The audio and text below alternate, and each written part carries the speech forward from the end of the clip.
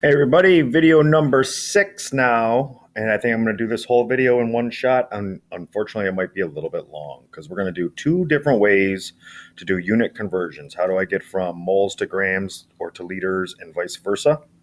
We're going to do a dimensional analysis, which is old school, and then we're going to go plug and chug using the reference table equation. So there's going to be a little bit of both. I prefer unit conversion. Some kids get crazy. So unit conversion, the key here is setting up the conversion factor. And I know that something divided by itself is 1, and there's the key. So if I get a unit in the denominator and a unit in in the numerator and the denominator, when you multiply, you don't cross multiply because you have to have an equal sign. When you multiply, the units go away. All right, so here's an example of what I'm talking about. We know previously that water is 18 grams per mole, right? 18 grams over 1 mole, 18 grams per mole. That's where the division is right there, right? And so if I put numbers on the units, it would look like that. But the thing that we need to know about math is anything that's divided by itself, 18 grams of water is 1 mole of water. Those are the same thing. So anything divided by itself is itself. And so I could actually flip this around and say 1 mole of water is 18 grams of water. And now I have two different conversions depending on what they're giving me. So if they were giving me moles of water, I'd have to use the first one because then I'd have moles in the denominator. If they were giving me grams of water, I'd have to use the second one because then there's grams in the denominator. And that's what it means by let the units be your guide. I decide which units to put in the numerator or the denominator of my conversion factor based on what units I have. And once that's done, it's done. And we're easy. It's just a matter of do we multiply or divide? So those are both equivalent statements. And the process is pretty straightforward. First things first, let the units be your guide. Pick the conversion factor that has the units you were given in the denominator. You're going to write down what's given. Then you put the conversion factor in, that's the right thing. You're going to multiply and you're going to be done. It's quick if you can get through the mental piece ahead of time. And this is the way I like to do it because you can convert anything in this way. So here's the first equation first problem. You want to write this down up top and save room. And then you might want to watch this one time just to get a feel for it. Ready?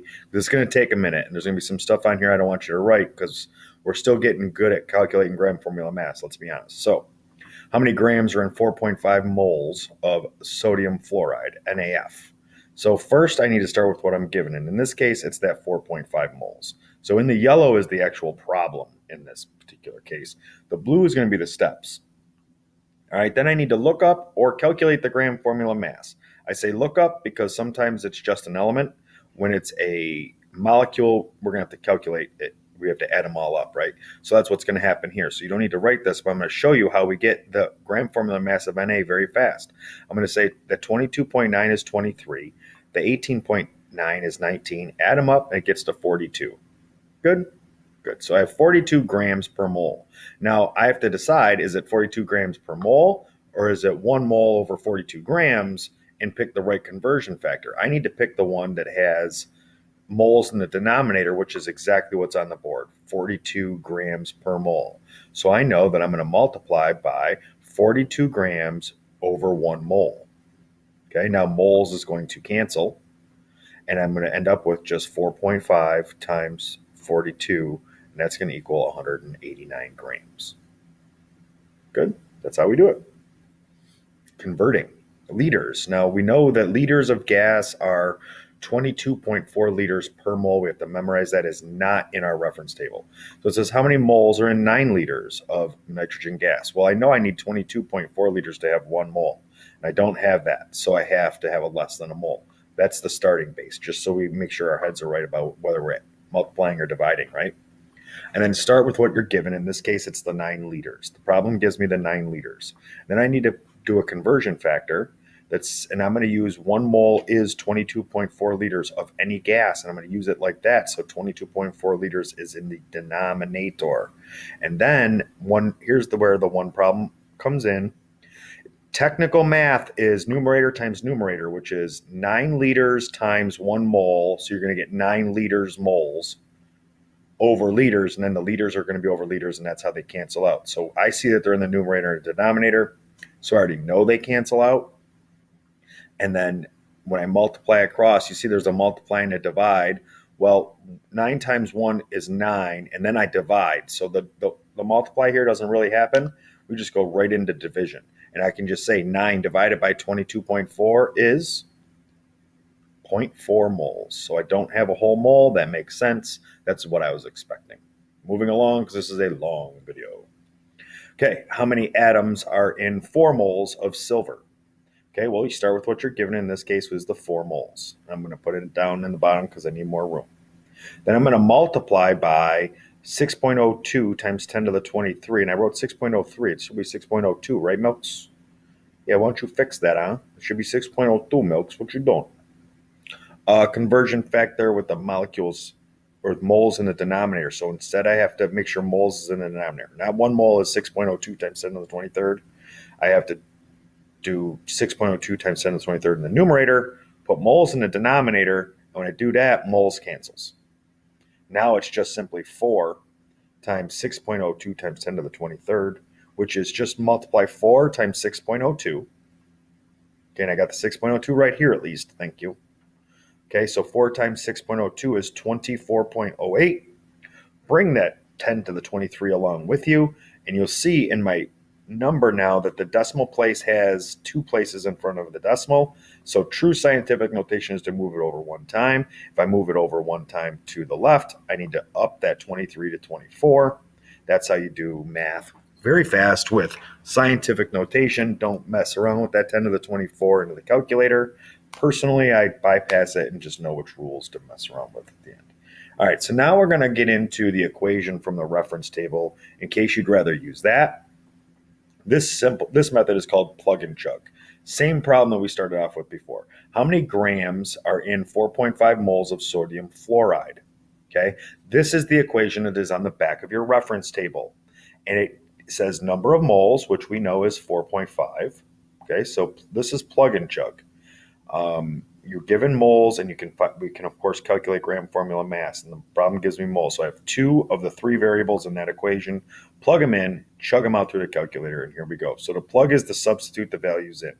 So number of moles it gives me, which is 4.5, and then it's given mass over gram formula mass. Well, the given mass, it doesn't give me that. That's what it's asking for. And then gram formula mass, it doesn't give me, but again, we know how to calculate it the same way as before. I'm going to do the 23 plus the 19 and get to the 42. And now that 42 grams per mole is in the denominator. Okay. And now, because there's an equal sign in between, notice this is different math. Now I can do what you probably wanted to do on the last time through, and that's cross multiply. So it's going to be 4.5 times 42 is going to equal the x. That's just me animating what you would normally do. And I take those 2 numbers, I multiply them together, and I get the same answer as before, 189 grams. Your choice about which way you decide to do this. I would pick a way and stick with it. Personally, I'm a unit conversions guy. If you want to be a plug and chug guy or gal, go up right ahead. As long as you get the right answer, I don't really care. How many moles are in 15 grams of lithium? So it's a slightly different problem than before. Still plug and chug, start with, plug them into this equation. Here it's giving me the mass, and it's asking me how many moles. So I don't know the moles, but I do know the mass. And I know that the gram formula mass of lithium here is just a look it up guy. I don't really got to calculate it. It's 7 grams per mole. And then here, I don't need to cross multiply. I have a number over a number, so I just simply need to divide 15 by 7, and I'm going to get 2.14 moles. Good. 2 more gas conversions, and we are done with this video. Sorry, it's taken a minute. So here we go. Let's get right to it. How many moles of argon are present in 11.2 liters? I know that the conversion factor in my head is 22.4 liters per mole. So this is the equation that is in your notes.